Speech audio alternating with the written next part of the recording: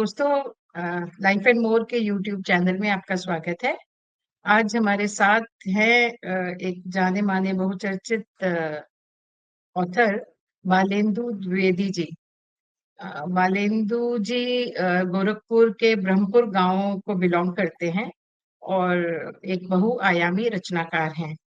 इलाहाबाद विश्वविद्यालय से इन्होंने दर्शन शास्त्र में ग्रेजुएट स्नातक परीक्षा उत्तीर्ण की है तथा राजर्षि पुरुषोत्तम दास टंडन विश्वविद्यालय से हिंदी साहित्य में स्नातकोत्तर शिक्षा प्राप्त करी है। वर्तमान में ये उत्तर प्रदेश सरकार के पीसीएस एलाइड सेवा में कार्यरत हैं और इन सब के बीच ये काफी लिखते रहते हैं। इन्होंने कई उपन्यास लिखे हैं, नाटक लिखे हैं। आज हम इनसे इनके जो लेटेस्ट इनका उपन्यास है उसके बारे में बात करेंगे। उपन्यास का नाम है बादशाह सलामत हाजिर हो। बादशाह सलामत हाजिर हो आई थिंक फरवरी में रिलीज हुआ है ना सर? जी जी, हाँ जी। वर्ड बुक फेयर में रिलीज हुआ था। जी, तो सर वहीं से शुरू करते हैं। बादशाह सलामत हाजिर हो से शुरू करते हैं।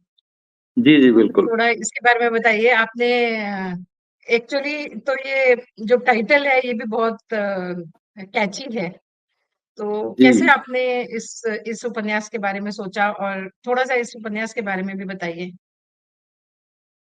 देखिए, बादशाह सलामत हाजिर हो जो उपन्यास है वो बेसिकली अवध की पृष्ठभूमि में केंद्रित है, या मैं कहूं कि अवध के नवाबों की पृष्ठभूमि में केंद्रित है। हम जानते हैं कि दुनिया में ढेर सारे ऐसे सरफरे नवाब, बादशाह या सुल्तान हुए हैं, अलग अलग अलग मुल्कों में, अलग अलग देशों में, अलग अलग क्षेत्रों में। लेकिन जो किताबें हमारे सामने आती हैं वो बतौर इतिहास ही आती हैं। मतलब हम किसी एक व्यक्ति के व्यक्तित्व से ही परिचित हो पाते हैं, वो भी केवल उतना ही जितना इतिहास हमें बताता है। मेरे जहन में बात आई कि क्यों ना एक ऐसे चरित्र की रचना की जाए जो ऐसे सभी चरित्रों का एक तरीके से कोलाज हो। मतलब जितने भी दुनिया के सरफरे नवाब हुए, मैं ये नहीं कहता कि सभी को समेट लिया गया, लेकिन 10, 20, 25 ऐसे जो चरित्र हमारे जहन में आते हैं जब हम सरफरे नवाबों की या बादशाहों की कल्पना करते हैं, तो उनके कुछ खास चरित्र के कुछ खास अंशों को उठाया जाए, कुछ खास विशेषताओं को उठाया जाए और एक ऐसे चरित्र की रचना की जाए जो अपने आप में एक विद्रूप का सृजन करता हो। नवाब को केंद्र में रखने के पीछे जो सबसे बड़ा मकसद था कि यह दिखाना कि कई बार जब उत्तराधिकार में किसी को कोई चीज मिलती है या किसी ऐसे व्यक्ति को उत्तराधिकार में कोई चीज मिलती है जिसका वो वास्तव में हकदार नहीं है, लेकिन उसे दिया जाना एक प्रकार की बाध्यता या मजबूरी होती है, तो उसके चरित्र के साथ, उसके व्यक्तित्व के साथ जितनी कमजोरियां, जितनी खामियां जुड़ी होती हैं, वो प्रकारांतर से उसके आचरण में, उसके व्यवहार में झलकती हैं और उसका खामियाजा जनता को, प्रजा को, रियाया को भुगतना पड़ता है। तो नवाब नकबुल्ला एक चरित्र है जो इस उपन्यास के केंद्र में है। पृष्ठभूमि अवध की है। बोली बानी भाषा आप समझ सकती होंगी कि नवाबी दौर की है। कोशिश की है कि उस दौर में जो परिवेश हमने पढ़ा है, जो महसूस किया है, जो सुना है बड़े बुजुर्गों से, उसको एक तरीके से रेखांकित करने की कोशिश की जाए इस उपन्यास में। तो सर, सारे नवाबों के जो मतलब डिफरेंट नवाबों के जो पिक्यूलियर कैरेक्टरिस्टिक्स थे वो आपने एक नवाब में डाल दिए, तो उस नवाब का जो चरित्र उभर के आया वो बहुत नेगेटिव हो गया या पॉजिटिव हो गया या कहाँ का रहा वो? तो क्योंकि सब चीजें, किसी नवाब में कोई बुराई होगी, कोई अच्छाई होगी, पर आप सारी चीजें अगर एक में डाल देंगे तो एक जो रूप निकलेगा वो या तो बहुत अच्छा होगा या तो बहुत बुरा होगा, नहीं? देखिए, मैं व्यंग्य लेखक हूं, तो नवाब को केंद्र में रखने के पीछे मेरा मकसद था कि कहीं ना कहीं उस दौर की विद्रूपता को उजागर करना। मैं ये नहीं कहता कि मैंने उन चरित्रों को एज इट इज उठाया। मैंने थोड़ी-थोड़ी हुँ, चीज़ें यहाँ-वहाँ से ग्रहण की और हुँ, अपनी कल्पना से एक ऐसे चरित्र को बनाया जो अपने समाज की, अपने समय की कहानी कहता हो। और हम हुँ, जानते हैं कि ये केवल नवाबी दौर की कहानी नहीं है, ये मुगल हुँ, बादशाहों के दौर में भी हुआ, ये दिल्ली के सुल्तानों के दौर में भी हुआ। और ऐसे जितने विद्रूप चरित्र थे, उन चरित्रों को मैं उनकी नकारात्मक वृत्तियों को एक तरीके से इस नवाब में लेकर आया और मेरा नकारात्मक वृत्तियों को साथ में ले आने का मुख्य मकसद जो था, वो केवल यही था कि मैं खामियों को उजागर करके और एक तरीके से एक नए प्रकार का व्यंग सृजित करना चाहता था। क्योंकि कई बार होता है, नवाब को केंद्र में हुँ, रखने के पीछे मुख्य मकसद था कि एक ऐसा व्यक्ति जो सत्ता के शीर्ष पर बैठा हुआ, उसमें जब कोई ऐसी चीजें होती हैं जो रियासत के खिलाफ होती हैं, तो क्या-क्या समस्याएँ आती हैं, क्या-क्या विद्रूपताएँ आती हैं, क्या-क्या मुश्किलात झेलने पड़ते हैं, वो दिखाना मकसद था। तो मैं ये तो नहीं कहूँगा कि मैंने केवल सकारात्मक चीज़ों को ग्रहण किया या केवल नकारात्मक चीज़ों को ग्रहण किया। लेकिन मैंने कोशिश ये की कि विद्रूपताओं को एक मंच पर ले आया जाए। और हुँ। म अब ये तो मैं अपने मुँह से क्या कहूँगा, ये पाठक ही तय करेंगे कि उन विद्रूपताओं को एक साथ लाकर और व्यंग को सृजित करने में मैं कितना कामयाब हो पाया। जी। सर तो ये सारी जैसे नवाब मतलब वो पैतृक हिसाब से बनाए जाते थे, बिल्कुल। नवाब का बेटा नवाब। आजकल तो इलेक्शन होता है, डेमोक्रेसी है, बट उसके हुँ, बावजूद भी जो भी प्राइम मिनिस्टर बन मतलब जो भी लीडर बनता है, वो भी तो एक तरीके का मतलब देश का राजा या देश का नवाब ही हो गया। तो ये क्या आपकी किताब प्रेज़ेंट टाइम को प्रेज़ेंट टाइम की कुछ चीज़ें ली हैं आपने या वो प्रेज़ेंट टाइम को भी दर्शा रही है? देखिए व्यंग जब कोई बात व्यंग में कही जाती है तो वो केवल किसी एक लक्ष्य को केंद्रित करके नहीं कही जाती। मकसद ही यही होता है कि अप्रत्यक्ष तौर पर समकालीन समाज की सारी समस्याओं पर भी प्रहार किया जाए।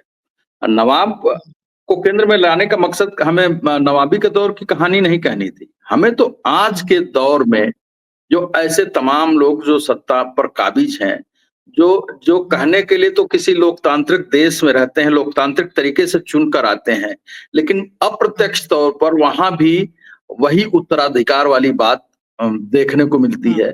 कहीं न कहीं उस हुँ, व्यवस्था पर या उस मानसिकता पर या उस खामी पर भी प्रहार करने की कोशिश है इस उपन्यास के माध्यम से। हुँ, हुँ, हुँ।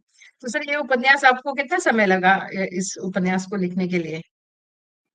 कब आपने देखिए ये उपन्या टॉपिक सोचा और उसके बाद क्योंकि आप एक्टिव सर्विस में भी हैं, जी, तो जी, जी। कितना समय लगा आपको? देखिए उपन्यास के लिए कोई समय निर्धारित करना बड़ा कठिन है। जैसे हम ये मान के चलें कि हुँ, हम साहब 1 साल में लिख लेंगे या 2 साल में लिख हुँ, लेंगे या 6 महीने में लिख लेंगे।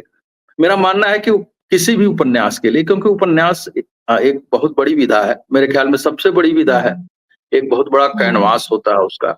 सबसे पहले क्या हुँ, होता है, जब भी कोई उपन्यास लिखना होता है, तो उसकी हुँ, एक वन लाइनर स्टोरी दिमाग में आती है। हुँ, और वो उस कहानी के इर्द-गिर्द जैसे गर्भ में कोई बच्चा आता है, वैसे वो वन लाइनर स्टोरी हमारे दिमाग में आती है, दिल में उतरती है, फिर उसको महती रहती है।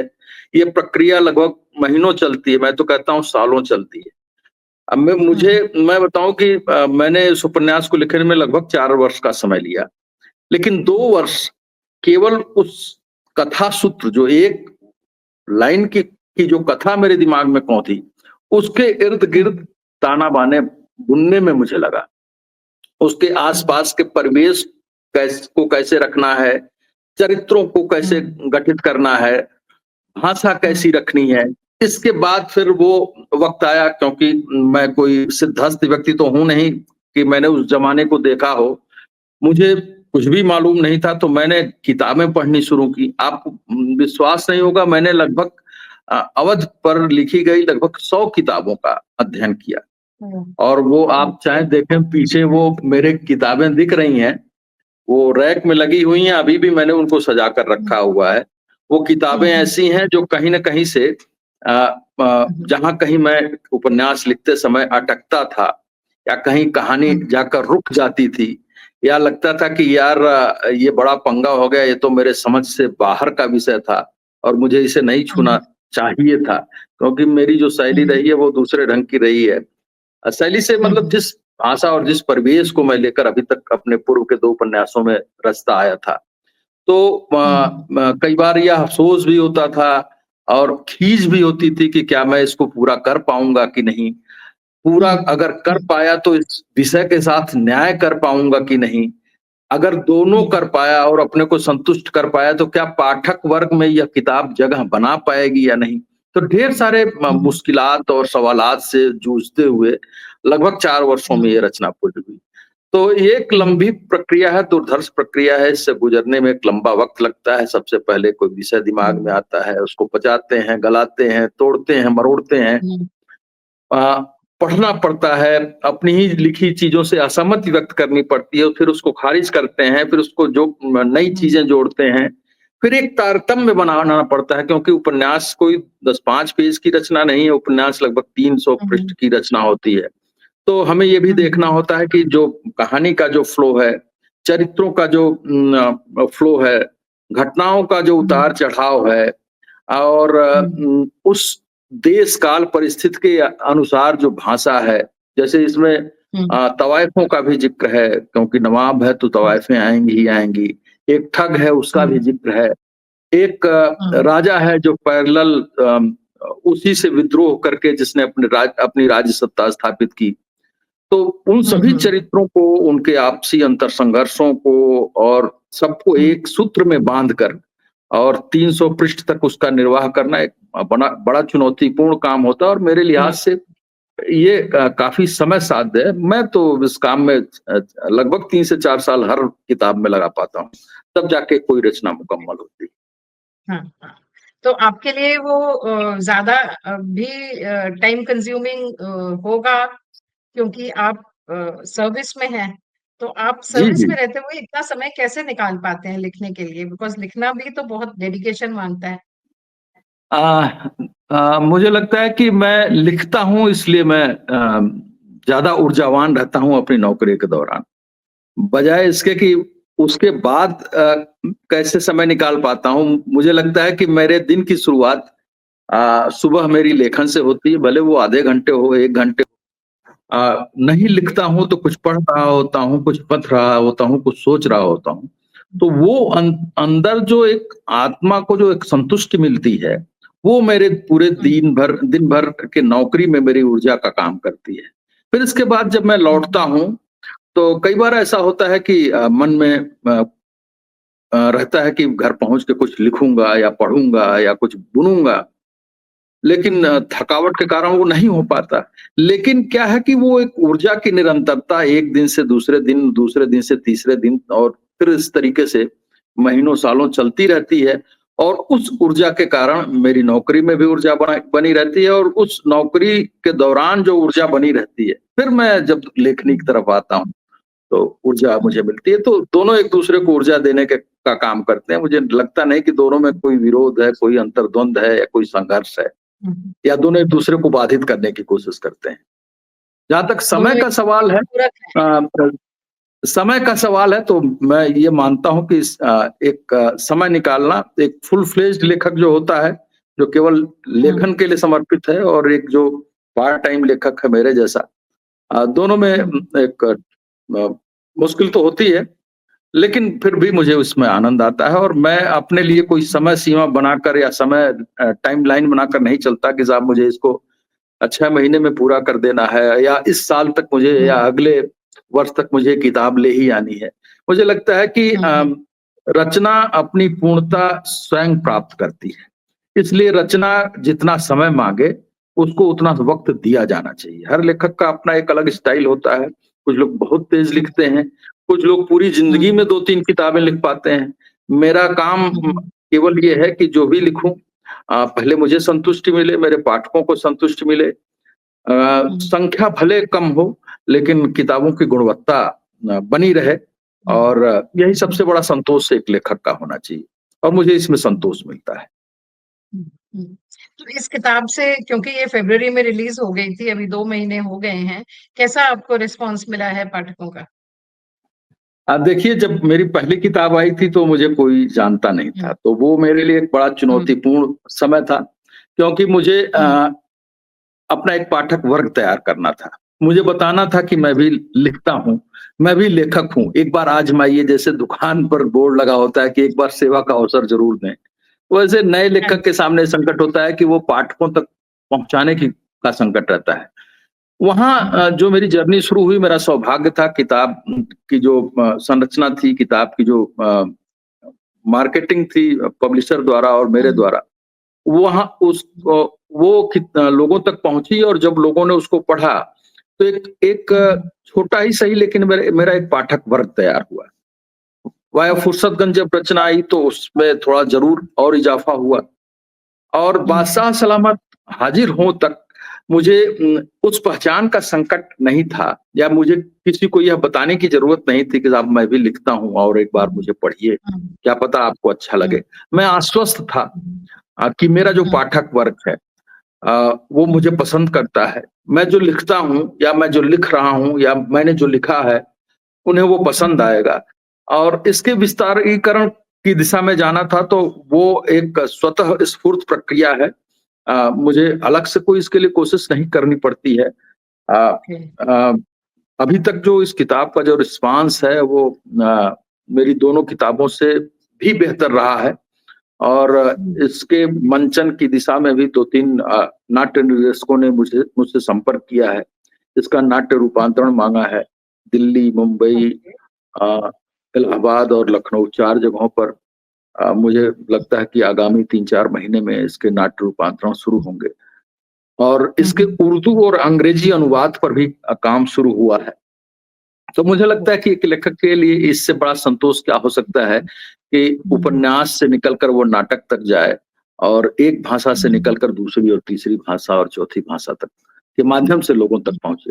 तो कुल मिलाकर रिस्पांस ठीक है और अच्छा है पहला सर। रिस्पांस ये तो ये तो पहला मतलब बादशाह रिस्पांस तो सलामत हाज़िर, सर ये तो माइलस्टोन हो गया ना फिर आपका, एन इम्पोर्टेंट लेखक माइलस्टोन हो असल गया। में माइलस्टोन पर मेरा भरोसा नहीं है। मुझे लगता नहीं है कि हुँ, हम कोई लकीर खींचने जा रहे हैं या कोई ऐसी हुँ, ऐसा मानक स्थापित करने जा रहे हैं जहाँ हुँ, अ, उम, जहाँ तक कोई ना पहुँच सके या मैं सबसे दूर, सबसे ऊँची जगह पर खड़ा हूँ।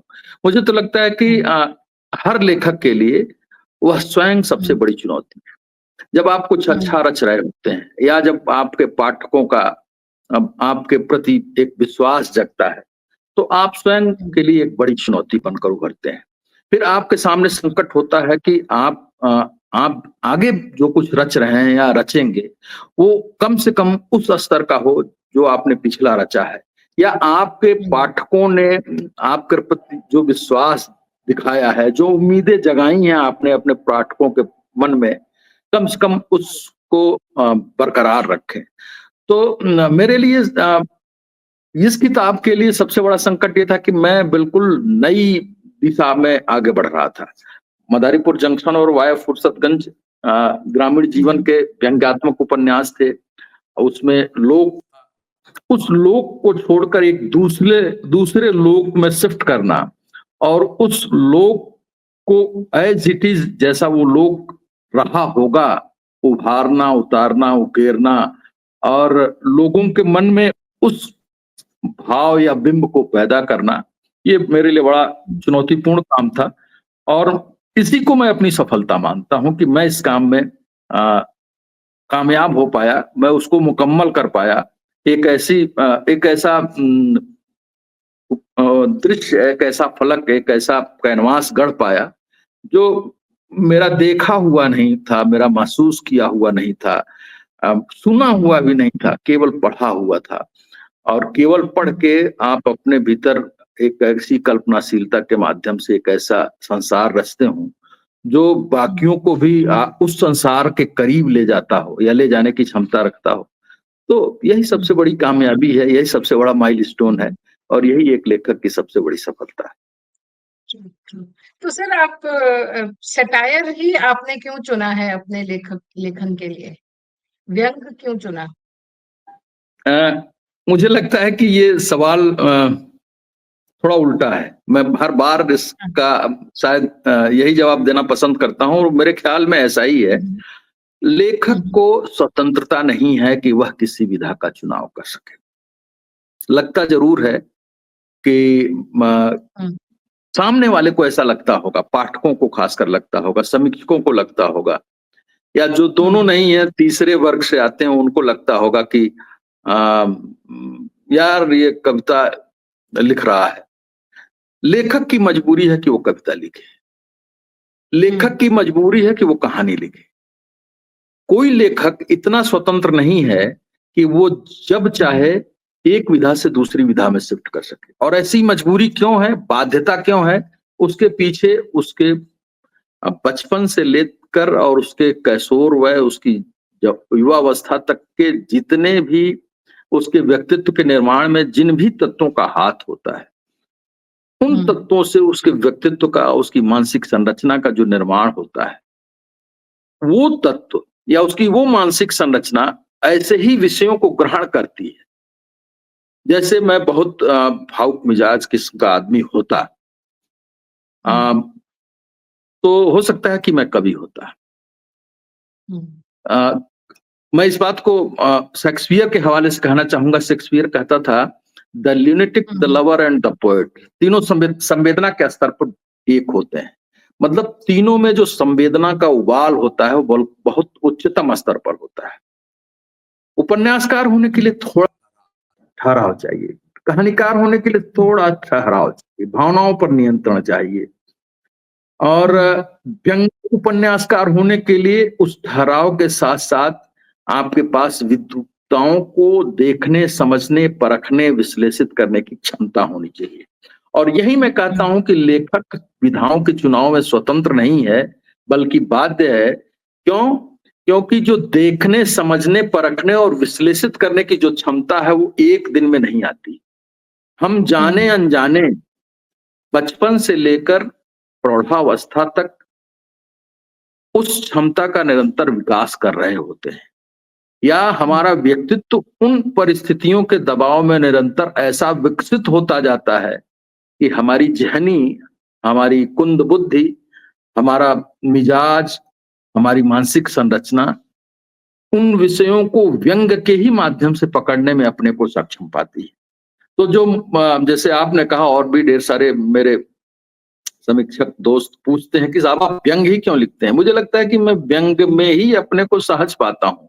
और सहज इसलिए पाता हूँ कि मेरे व्यक्तित्व के निर्माण में जिन बाहरी शक्तियों का हाथ है, मेरी मानसिक संरचना के निर्माण में जिस परिवेश का हाथ है, वो हम्म, परिवेश, हमारी वो मानसिक संरचना व्यंग के ही माध्यम से चीजों को ग्रहण करती है। हम्म, हमें विद्रूप में भी सौंदर्य दिखाई देता है। हमारा हमारा जो सौंदर्य का पैमाना है, हमारा मतलब मेरा जो सौंदर्य का पैमाना है, मुझे विद्रूप में भी सौंदर्य दिखाई देता है और सौंदर्य में भी कुरूपता दिखाई देती है। सभी के लिए हम्म, शायद ऐसा ना हो, एक एक एक हाँ जी। भावुक कवि के लिए ऐसा नहीं होता होगा, उसको सब कुछ हरा हम्म, हरा दिखता होगा, है ना? उसको पूरी दुनिया प्रेम में दिखाई देती होगी। उसको हो सकता है हम्म, कि सारी स्त्रियां जो है प्रेम का वो सागर नजर आती होंगी। अलग अलग भावनाएं हैं, अलग अलग अपनी मानसिक संरचना है, अलग अलग व्यक्तित्व का विकास है, और जिसके व्यक्तित्व का जैसा विकास होता है उसी हिसाब से उसकी हम्म, उसका व्यक्तित्व वह विधा हम्म, ग्रहण करता है। ऐसा मेरा मानना है। हम्म। मतलब कि आपके किसी भी व्यक्ति के ग्रोइंग अप ईयर्स में जैसा उसका बिल्कुल, अपब्रिंगिंग है, जैसा उसका आसपास का एटमॉस्फेयर है, वो ही डिसाइड करता है कि वो आगे जाके किस, अगर राइटर बनेगा तो किस उसमें जाएगा, किस विधा में जाएगा। बिल्कुल, बिल्कुल, बिल्कुल। ऐसे विरले होते हैं जो सभी विधाओं में हाथ आजमाते हैं। आजमाने को कोई भी हम्म, आजमा सकता है। अगर आप में लेखकीय हम्म, क्षमता है, तो आप हम्म, मेहनत करके तराश कर अपने को हर विधा में हाथ आजमा सकते हैं। लेकिन उन विधाओं में भी एक विधा ऐसी होगी जिसके वह सबसे जो करीब होगा, नेचुरल या होगी। वह विधा उसके सबसे करीब होगी। वास्तव में वही उस वही वो विधा हम्म, उसके व्यक्तित्व का असली प्रक्षेपण है, असली असली उसके व्यक्तित्व की तस्वीर है, ऐसा हुँ, मुझे लगता है। हाँ जी। Shit 1 second.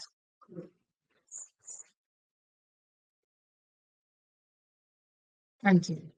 अच्छा, तो आपने पहले हिंदी लिटरेचर में आपने पीजी किया है, पोस्ट ग्रेजुएशन किया है।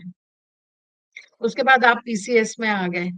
तो आपने मतलब उधर ही क्यों नहीं जाना चाहा? जैसे नॉर्मली जो लोग लिटरेचर में अपना स्टडीज़ करते हैं, वो फिर टीचिंग में चले जाते हैं, एकेडमिक्स में चले जाते हैं। आप इधर कैसे आ गए? पीसीएस में कैसे आ गए? और दूसरी देखिए, बात मैं सर तो कि इधर ही आना चाहता था। अच्छा, मैं तो शुरू से ही इधर ही आना चाहता था और आपको हुँ, बताऊं कि लेखन की क्षमता मेरे भीतर है या नहीं है, इसका मुझे हुँ। एहसास भी उस वक्त तक नहीं था। और आप 2017 समझें में कि आपने पहली हैं? सर 2017 में आपने पहली किताब लिखी है? जी, जी, जी। नहीं, उसके पहले 2017 में आपने जब मैं किताब लिख रहा था तो मैं 38 वर्ष का था। अगर कोई अच्छा, मैं नहीं जन्मजात लेखक, यहाँ भी मैं कॉन्फ्लिक्ट करूंगा थोड़ा-सा। हुँ, हुँ, नॉर्मली लोग मानते हैं कि जो लेखक होता है वो पैदाइशी होता है और वो जन्मजात प्रतिभावान होता है या ईश्वरीय बुद्धि से युक्त हुँ, होता है और वो कलम रखता है तो कलम अपने आप सरसरी तौर पर भागती चली जाती है। ऐसा कुछ भी नहीं होता। मेरा यह मानना हुँ, है कि कमोबेश एक सामान्य बुद्धि के हुँ, व्यक्ति को कमोबेश ईश्वर ने लगभग एक ही मानसिक क्षमता, बौद्धिक क्षमता दी है। परिवेश, हुँ, पठन-पाठन, वातावरण और उसकी अपनी अभिरुचि से उसकी उसके व्यक्तित्व का निर्माण होता है। तो मैं जब ग्रेजुएशन में था तो मैं तो आपको बताऊँ मैं साइंस का विद्यार्थी था, साहित्य से मेरा दूर-दूर तक कोई लेना-देना नहीं था। फिर जब मैं ग्रेजुएशन में आया मैंने आर्ट्स के सब्जेक्ट्स लिए तो हिंदी भी मेरा एक विषय था। धीरे-धीरे वहाँ से अभिरुचि जगी। मेरे इलाहाबाद विश्वविद्यालय में एक गुरु थे डॉक्टर राजेंद्र कुमार, बहुत अच्छी हिंदी पढ़ाते थे, हम लोग उनके मुरीद हुआ करते थे। वहाँ से रुचि मतलब इतनी बढ़ी कि लगा कि अब हिंदी के बिना जिया नहीं जा सकता। फिर प्रतियोगी परीक्षाओं की ओके, तैयारी कर रहे थे तो वहाँ हिंदी को हुँ, एज़ ए ऑप्शनल सब्जेक्ट रखा। फिर नौकरी हुँ, लग गई। नौकरी लगी तो लगा कि यार नौकरी लगना कोई जीवन का मकसद तो है नहीं, नौकरी तो जीविकोपार्जन का साधन है। अब आगे क्या करना है? हुँ, हुँ, तो हुँ, किताबें पढ़ने का शौक शुरू से था, पढ़ते थे। कभी-कभी छोटे-मोटे लेखों के माध्यम से खुद को आज़माते भी थे कि आप देखते हैं कि क्या कुछ लिख सकते हैं क्या? तो वहाँ से एक कॉन्फिडेंस आया, कभी 1-2 में कहा और कहा कि यार इसको थोड़ा-सा आगे बढ़ाइए। वहाँ से मदारीपुर हुँ, जंक्शन की शुरुआत हुई और मदारीपुर जंक्शन के जो शुरुआती 29-30 पृष्ठ थे, मैंने एक मित्र को दिखाया था, तो मैंने कभी नहीं सोचा था कि मैं इसको किसी उपन्यास के रूप में परिणत कर पाऊँगा या मेरा कोई सपना है कि मुझे उपन्यासकार बनना है। लेकिन जब उन्होंने हुँ, थोड़ा विश्वास दिलाया, पढ़ा, तो मुझे लगा कि यार मामला गंभीर है, तो इसको आगे करते हैं, ले हुँ, चलते हैं। आगे कैरी करने में हुँ, वही सारी नौकरी की दुश्वारियाँ आती हैं, आप समझ सकती होंगी कि हुँ, कैसे समय हुँ, की किल्लत आती है, फिर लगता है कि यार क्या बेवकूफ़ी है, क्यों इसको उठा लिया और लोग तो लिख ही रहे हैं, हमारे लिखने से क्या दुनिया बदल जाएगी, हम ऐसा कौन-सा हुँ, हुँ, संसार रचने जा रहे हैं। हुँ, लेकिन जूझते रहे, लिखते रहे, लगा कि कोई काम जीवन में अधूरा नहीं छोड़ा तो इसको भी अधूरा नहीं छोड़ना है। 2-3 हुँ, 4 वर्षों तक ये साधना चलती रही, उसी में कभी-कभी भीतर का आत्मविश्वास भी दिखता था। लेकिन हुँ, इसको मुकम्मल किया, फिर प्रकाशकों की तलाश शुरू हुई, लिख के कंप्लीट किया, हुँ, तो जो रिस्पॉन्स पाठकों का और खासकर समीक्षकों का आया, उससे लगा हुँ, कि हुँ, यार लेखक तो पैदा नहीं होते, लेखक बनते हैं। तो ये हुँ, जो आप कह रहे हैं कि आपको उसी दिशा में पहले जाना चाहिए, तो मुझे तो मालूम ही नहीं था कि मेरे भीतर ये क्षमता है कि मुझे उधर नहीं तो मैं उधर ही जाता। वास्तव में आज भी मेरा दिल मसोसता है कि काश मैं शिक्षा हुँ, के क्षेत्र में होता, काश मैं किसी यूनिवर्सिटी में हुँ, होता, तो मैं इस हुँ, विधा को या साहित्य को अधिक समय दे पाता। मैं हुँ, अपने साथ कुछ नया कर पाता, अपने सेल्फ को ज़्यादा सैटिस्फाई कर पाता। लेकिन मुझे लगता नहीं हुँ, कि वो जयशंकर प्रसाद की एक उक्ति है कि जब तक समझदारी आने पर यौवन चला जाता है। तो मुझे लगता है कि समझदारी और यौवन कई बार साथ नहीं आते, आगे-पीछे ही आते हैं हुँ, और जब हुँ, तक आदमी को समझ में आता है कि साहब आप यहाँ नहीं, वहाँ क्यों नहीं, यहाँ हैं, वहाँ क्यों नहीं हैं, हुँ, या वहाँ हो सकते थे। तब तक चीजें बहुत पीछे छूट चुकी होती हैं और हमारा जो हासिल होता है, हम इसी उसी को साथ लेकर हुँ, जीने के लिए बाध्य होते हैं। तो कुछ ऐसा ही है हुँ, हमारा और साहित्य का रिश्ता, और ये हुँ, अंतर्द्वंद, अंतरसंघर्ष शायद जीवन की नियति है, ये चलता रहेगा। हुँ। आपके कोई फ़ेवरेट ऑथर है? आपने बोला आप पढ़ते काफ़ी हैं और मतलब वो एक लेखक के लिए आई थिंक एक नीड भी है, ज़रूरत भी है कि बिल्कुल, वो भूख है। विभिन्न प्रकार के आयामों को पढ़े।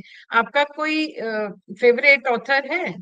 आप अ, जिसको ज़्यादा पढ़ते हैं, ज़्यादा पढ़ना बिल्कुल, पसंद करते बिल्कुल। हैं? मैं प्रेमचंद को बहुत पढ़ता था कॉम्पिटिशन के दौरान, और हुँ, प्रेमचंद के बारे में कुछ कहने की आवश्यकता नहीं है।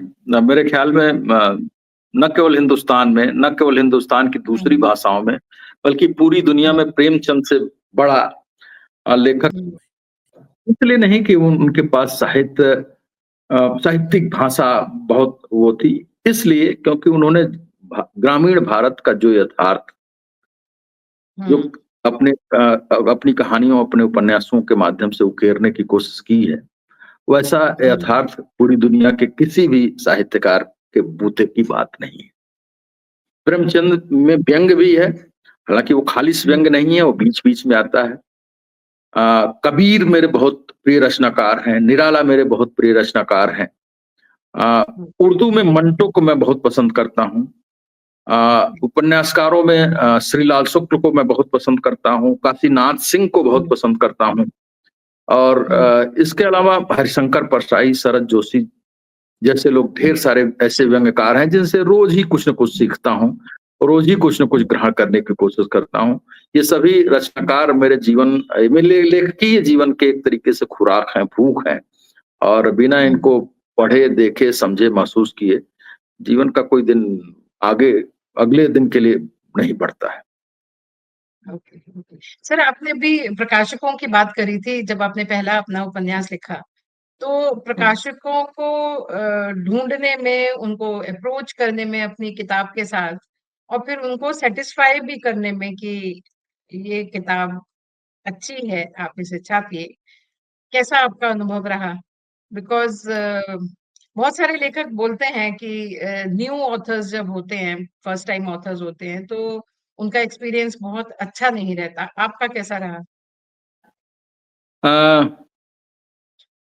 ओवरऑल मेरा तो ठीक रहा, लेकिन इसलिए नहीं ठीक रहा कि सामान्य तौर पर प्रकाशक नए लेखकों को बहुत तवज्जो देते हैं। इसलिए ठीक रहा हुँ, कि शुरुआती लगभग 1 साल के संघर्ष के बाद किस एक हुँ, ढंग के प्रकाशक से मुलाकात हो गई, और उन्होंने हुँ, गंभीरता से मेरी किताब को देखा, समझा, और कहा कि हुँ, आश्वस्त किया कि वो इसे छापना चाहते हैं, छापेंगे, और उन्होंने छापा भी, वाणी हुँ, प्रकाशन।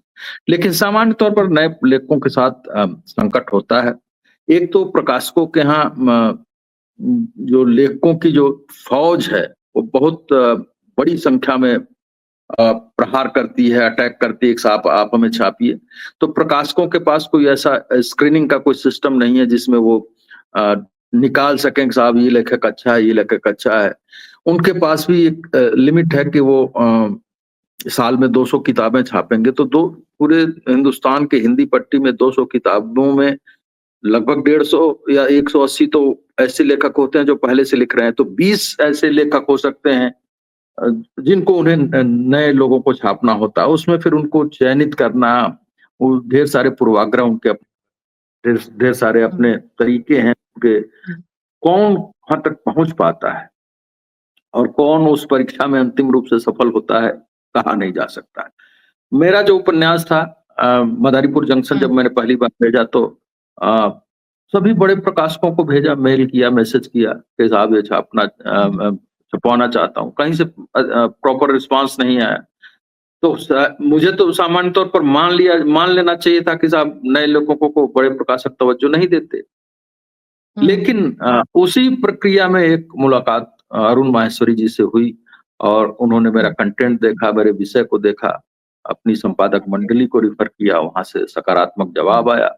तो वो किताब मदारीपुर जंक्शन के रूप के शक्ल में आ गई। हुँ, अगर वही किताब किसी ऐसे प्रकाशक के यहाँ से आती जो बहुत अभी गुमनाम किस्म हुँ, का है, जिसके पास मार्केटिंग का कोई सिस्टम नहीं है, जिसका आर्थिक ढांचा बहुत हुँ, कमजोर है, जो पुस्तक मेलों में शिरकत नहीं करता, तो मैं भी किसी गुमनाम लेखक की तरह इधर-उधर भटक रहा था, मुझे इसको कहने में कोई बुराई हुँ, नहीं है। अच्छी किताब का अच्छे अच्छे प्रकाशन से छप के आना ज़रूरी है। मैं नहीं कहता कि हर किताब जो अच्छे प्रकाशक के यहाँ से छप के आ जाएगी, वो अच्छी हो जाएगी। कई बार हुँ, अच्छी किताबें खराब प्रकाशकों के यहाँ से छपने के कारण काल-कवलित भी हो जाती हैं और अक्सर ऐसा होता है। हुँ, तो ये एक ऐसा संघर्ष है जिसे लेखक को खुद ही करना होता है और ये लेखक की हुँ, अपनी-अपनी नियति होती है कि वो कौन कहाँ कब किससे टकरा जाए। कई बार उसे सफलता भी हुँ, मिलती है, लेकिन अधिकांश में असफलता ही हाथ मिलती है। ऐसा मेरा व्यक्तिगत हुँ। अनुभव है। सर पब्लिशर्स के यहाँ पर जो एडिटर्स होते हैं, मैंने बहुत ऑथर्स से बात करी है जो लोग बोलते हैं कि वो बहुत निट पिकिंग करते हैं और वो चाहते हैं कि आप उसको किसी चैप्टर को चेंज कर दो, इसको ऐसे लिख दो। तो आपके साथ ऐसा हुआ क्या कि आपको चेंजेस करने के लिए बोले गए, या आप अपनी बात पे रहे कि नहीं मैंने ऐसे लिखा है, ये ऐसे ही जाएगा, नहीं तो नहीं जाएगा? मेरे साथ तो ऐसा मेरा मेरा कोई ऐसा अनुभव नहीं। वो इसलिए भी नहीं है कि मेरे व्यक्तिगत मामले में मैं बता दूं कि मैं स्वयं लिखता हूँ, स्वयं टाइप करता हूँ, स्वयं प्रूफ हुँ, रीडिंग करता हूँ, स्वयं एडिटिंग करता हूँ और ये प्रक्रिया लिखने के आरंभ से ही चलती रहती है। तो ओके। जब लिख के कोई रचना मेरी मुकम्मल होती है तो उसके न जाने कितने एडिट्स हो चुके होते हैं। हुँ, वहाँ शायद उँगली रखने की गुंजाइश किसी के पास होती नहीं। बजाय इसके कि वो कुछ हुँ, अपने प्रूफ रीडर्स को क्रॉस चेक करा लें, इसके हुँ, अतिरिक्त उनके पास कोई स्पेस होता नहीं। लेकिन सामान्य तौर पर क्या होता है, हर लेखक न तो हुँ, टाइपिस्ट होता है, हर लेखक न तो हुँ, प्रूफ रीडर होता है और हर लेखक न तो एडिटर होता है। तो ऐसी दशा हुँ, में जो लोग कागज के पन्नों पर लिख कर टुकड़ों में और लेखक को भेजते हैं या टाइप करा के ही भेजते हैं, तो वहाँ हुँ, प्रूफ रीडिंग और एडिटिंग की भरपूर गुंजाइश होती है।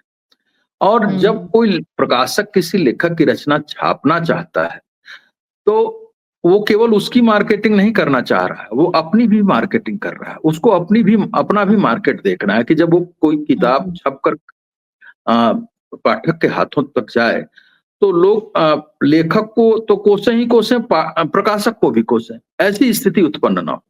तो हुँ, गंभीर प्रकाशक जिनका अपना नाम हुँ, है, जो जो अपने अच्छी किताबों के लिए जाने जाते हैं, वो निश्चित तौर पर जब कोई ड्राफ्ट जाता है तो कुछ हल्के-फुल्के संशोधन सुझाते हैं और इसमें कोई बुराई भी नहीं है। संशोधन वहाँ बेमानी हो जाता है, जहाँ आप कहानी में किसी प्रकार का संशोधन सुझाएँ। हुँ, कहानी में, क्योंकि कहानी तो हमारी सिरजी हुई है, हमने उसको हुँ, महसूस किया है, हमने उसको रचा है, बसाया है, पचाया है, गलाया है और आप कहने लगे हुँ, साहब इस चरित्र को अगर ऐसे नहीं ऐसे कर देते, इस घटना का एंड ऐसे नहीं ऐसे कर देते। जैसे मदारीपुर हुँ, जंक्शन जब छप कर आया था, तो उसका जो हुँ, अंत है, जिसमें मेघिया मृत को प्राप्त करती है, पाठकों की तरफ से प्रतिक्रिया आई कि साहब इसका अंत ऐसा नहीं होना चाहिए था, लेकिन प्रकाशक ने उस पर कोई आपत्ति नहीं की। अभी भी मुझे लगता है कि मदारीपुर जंक्शन अगर आज के दौर में मैं लिखता तो शायद उसका अंत यह नहीं होकर वह होता। तो वो हुँ, रचना के कथानक को लेकर लेखक को पूरी स्वतंत्रता है और होनी चाहिए। उसमें कोई हुँ, संपादकीय हस्तक्षेप कभी भी स्वीकार्य नहीं होना चाहिए। लेकिन अगर किसी अंश को आगे पीछे करने को लेकर, उसको हटाने या हुँ, जोड़ने को लेकर या कथा के प्रवाह को और बेहतर बनाने के लिए कोई संपादक की ओर से कोई सुझाव आता है, तो उसको हुँ, स्वीकार करने और उस पर पुनर्विचार करने में कोई अ, ऐसा द्वैत नहीं होना चाहिए। ऐसा मेरा हुँ, मानना है। हुँ। सर सेल्फ पब्लिशिंग के बारे में आप क्या कहेंगे? बहुत सारे ऑथर सेल्फ पब्लिश करते हैं। कर रहे हैं, उसके बारे बहुत में अच्छा है। हाँ, बहुत आज के अच्छा। दौर में हुँ, ज़रूरी भी है। आज के हुँ, दौर में ज़रूरी है क्योंकि हर लेखक को कोई प्रकाशक ही छापे, ये तो संभव नहीं है। प्रकाशक सीमित हैं, हुँ, लेखकों की फ़ौज बड़ी है। दूसरी चीज़ ये है कि बहुत सारे ऐसे लोग हैं जो टेक्निकल बैकग्राउंड से हैं, उनको वो अपनी साइट बना लेते हैं, वो अपने तमाम सोशल मीडिया प्लेटफ़ॉर्म बना लेते हैं, उनको तौर तरीके मालूम हुँ, हैं। प्लस हुँ, उससे उनको रिटर्न जो मिलता है, वो हुँ, उससे ज़्यादा प्रकाशक उनको दे सकता था। प्रकाशक आपको रॉयल्टी का अंक का प्रकाशक हुआ तो आपको जो फायदा है टोटल फायदे से का 10% आपको देगा। और अगर आप सेल्फ पब्लिशिंग कर रहे हैं तो आपको टोटल 100% फायदा है। बहुत सारे ऐसे लेखक हैं, अमित तिवारी हैं लखनऊ के, बंकू, अभी उन्होंने किताब लिखी, वो तो किताब छपवाने के चक्कर में ही पब्लिशर बन गए। ढेर सारे ऐसे लोग हैं जो खुद की किताब छापते छापते पब्लिशर बन गए। तो मैं कहता हूं कि सेल्फ पब्लिशिंग कोई बुराई नहीं है, बल्कि बहुत अच्छा है। और आज के दौर में जहां इतने प्लेटफॉर्म हैं, आप अपने किताब की वेबसाइट से लेके ऐप से लेकर और ढेर सारे प्रमोशन के ढेर सारे प्लेटफॉर्म्स बना सकते हैं। तो क्यों नहीं आपको किताब का पूरा फायदा आपको मिलना चाहिए। आपको फायदा भी मिलेगा और प्लस आपको एक संतुष्टि भी होगी कि आपने जो लिखा और जिनके तक पहुंचाया वो आपके द्वारा सृजित किया हुआ संसार है पाठक का। किसी द्वारा, किसी के माध्यम या किसी के बहाने या किसी और की कोशिशों का नतीजा नहीं है। तो इससे बड़ी बात क्या हो सकती है कि एक लेखक यदि वह सक्षम है तो सेल्फ किताब पब्लिश करे। ई बुक्स के रूप में ले आते हैं लोग, तमाम और तरीके हैं और वो ज्यादा आसानी से लोगों तक पहुंच जाता है। जैसे अब हार्ड की बुक अब मुझे अगर मंगानी है तो मुझे सर्च करना होगा, मुझे या तो किसी बुक स्टॉल तक जाना हो, कोई भी किताब या कोई अमेजॉन या किसी और सोर्स को तलाशना होगा। ई बुक के लिए मुझे तुरंत ऑनलाइन पेमेंट करना है और किताब मेरे टैब में अवेलेबल होगी, मैं जब चाहूँ उसको पढ़ सकता हूँ। मैं अब कई बार ऐसा होता है मेरे पास हार्ड बाउंड है, मैं अपनी किताब का कोई अंश मुझे कॉपी करना है या किसी को भेजना है या किसी को करना है तो मैं ई बुक से ही कॉपी करके भेजता हूँ। तो ये तो एक नया संसार निर्मित हुआ है, एक नई दुनिया बनी है। इसने साहित्य को, लेखक को और संपादक को भी एक एक नए उससे परिचित कराया है और इसका जितना विस्तार हो उतना ही अच्छा है। सेल्फ पब्लिशिंग एक बहुत ही बेहतरीन माध्यम है आज के दौर में और इसको और विस्तारित होना चाहिए। सर, आपने अभी थोड़ी देर पहले बोला था कि आप अपनी बुक लिखते हैं, फिर मतलब वो बहुत सारे प्रोसेस से गुजरती है, writing, rewriting, editing, proof reading and then final thing. तो मेरा सवाल फिर वही आता है कि आप पीसीएस पे हैं, सरकारी काम में हैं और इतना काम कैसे कर पाते हैं? कैसे आप मुझे अपना एक दिन दिन का एक दिन की दिनचर्या बताइए, like life in a day. ये समय से नहीं होता है। अगर आप कहें कि समय तो सिर्फ यही साहब होता है ना हर चीज नहीं, के लिए। समय तो चाहिए। जैसे कई बार ऐसा होता है कि हम 2 घंटे मोबाइल स्क्रॉल करने में गुजार देते हैं और हमें पता नहीं चलता। अगर आपने जीवन का कोई लक्ष्य नहीं तय किया, आप मानते हैं कि आज आप खाली हैं तो 2 घंटा आपका इस मोबाइल स्क्रॉल करने में गुजर जाएगा और आपको पता नहीं चलेगा। मेरे लिए उस समय एक टास्क होता है जिसे आप कहते हैं कि मैं फ्री हूं। उस समय भी मैंने अपने लिए एक टास्क बना रखा होता है। और जब आप कोई अपने मन का काम करते हैं, ध्यान से सुनिएगा, तो आपके पास वो 2 घंटे 4 घंटे के बराबर का असर करता है। अगर आप कोई बेमन का काम करते हैं तो 2 घंटे आप पर बहुत भारी बीतते हैं। मैं उस 2 घंटे को 4 घंटे में कन्वर्ट इसलिए कर पाता हूं क्योंकि मेरे वो मन का काम होता है। वो काम है जिसे मेरी आत्मा सराहती है, जिसे मेरी आत्मा पसंद करती है, जिसे मैं खुद भी बहुत पसंद करता हूँ, जिसे मैं अपने बाकी सारे काम को छोड़कर दरकिनार करके, जैसे कई बार ऐसा होता है, नौकरी तो अलग जगह है, इसके साथ तमाम पारिवारिक जिम्मेदारियां भी हैं, सामाजिक जिम्मेदारियां भी। कई बार ऐसा भी होता है कि मान लीजिए बच्चे को लेकर कहीं कमिट किया है कि साहब आज इसको घुमाने ले जाना है, खिलाने ले जाना है, तो मैं इससे रिक्वेस्ट कर लेता हूँ कि बेटा आज थोड़ा काम है, कल इसको कर लेते हैं। लेकिन मैं जिस दिन अपने लिए जो टास्क मैंने अपने लिए निर्धारित कर रखा है, जिस दिन उसको मैं पूरी तरीके से फॉलो कर पाता हूँ, यकीन मानिए वो मेरे संतुष्टि का ऐसा दिन होता है जिसको मैं ही समझ सकता हूँ, जिसका आनंद मैं ही ले सकता हूँ, जिसको मैं कह के नहीं बता सकता। तो मैं अपने लिए टास्क स्वयं निर्धारित करता हूँ, बचे हुए समय का हुँ, सदुपयोग करना हुँ, जानता हूँ और 1 घंटे को कैसे 2 घंटे के रूप में इस्तेमाल करना है, क्योंकि मुझे मालूम है कि मेरे पास समय सीमित है। मैं जब गाड़ी में कहीं हुँ, ट्रैवल कर रहा होता हूँ, तो भी मेरा लैपटॉप मेरे साथ होता है। लोग गाने सुनते हैं, फ़ोन पर बातें करते हैं, वो भी मेरे काम का हुँ, समय होता है। तो एक प्रतिबद्ध स्टूडेंट जिस तरीके से पढ़ता-लिखता है, शायद वो प्रतिबद्धता मेरे पढ़ाई के दौरान से ही आज भी मेरे व्यक्तित्व का हिस्सा है। इसलिए मैं इतने सारे अ, उसका निर्वाह कर पाता हूँ। ये मैं अपनी हुँ, कोई तारीफ़ नहीं कर रहा हूँ, मैं आपको बता हुँ, रहा हूँ कि वो प्रतिबद्धता, वो कमिटमेंट जो एक हुँ, स्टूडेंट अपने पढ़ाई के दौरान एक टाइम टेबल बनाकर रखता है, वो टाइम टेबल एक तरीके से मेरे व्यक्तित्व का हिस्सा बन गई है। मैं अपने को खुशकिस्मत मानता हूँ या ऐसे कह लीजिए कि मैं उतना सामाजिक नहीं हूँ, इसलिए मैं उस प्रतिबद्ध ज़्यादा सहज महसूस करता हूँ। तो कहीं न कहीं हुँ, वो हुँ। प्रतिबद्धता मेरे काम आती है और मैं उस काम को कर पाता हूँ। इतने सारे काम को सर कर पाता हूँ। हाँ, सर लिखने के अलावा आपके और क्या इंटरेस्ट है? कुछ ऐसा है जैसे आपने अभी बोला फ्री टाइम, कुछ ऐसा है आपका कुछ और भी लिखने के अलावा जो आप करना पसंद करते हैं? थोड़ा काम है, मैं कभी-कभी कुछ डॉक्यूमेंट्रीज़ पर काम करता हूँ। डॉक्यूमेंट्री फ़िल्में मैंने 3 डॉक्यूमेंट्री फ़िल्में और एक फ़ीचर फ़िल्म भी बनाई है। अ, ओके, एक काशी की मणिकर्णिका पर एक डॉक्यूमेंट्री फ़िल्म बनाई थी, उस पर को 5 इंटरनेशनल अवार्ड भी मिले थे। और अभी एक छत्तीसगढ़ के रामनामी समुदाय पर एक डॉक्यूमेंट्री बनाई, उसको 8 इंटरनेशनल अवार्ड मिले। एक और हुँ, लौंडा नाच पर एक डॉक्यूमेंट्री हमारी कंप्लीट हो गई है, धीरे-धीरे वो एडिटिंग वगैरह उसका कंप्लीट हो गया वो भी। तो कभी-कभी ये भी कर लेता हूँ। अब आप कहेंगे कि साहब उपन्यास भी कर रहे हैं, नौकरी भी कर रहे हैं बिल्कुल। और ये भी कर रहे हैं। ऐसा नहीं कि तीनों एक साथ चल रहा है। नौकरी तो हुँ, रोज़ चल रही है। लेकिन कई बार हुँ, ऐसा होता है कि जैसे अभी मैंने उपन्यास लिखा बादशाह सलामत हाज़िर हो। तो अभी हुँ, मैं कुछ ख़ास नहीं लिख रहा हूँ। इसलिए कि मेरे पास जितना कच्चा माल था, जितनी संकलित ऊर्जा थी, सब खर्च कर दी गई है।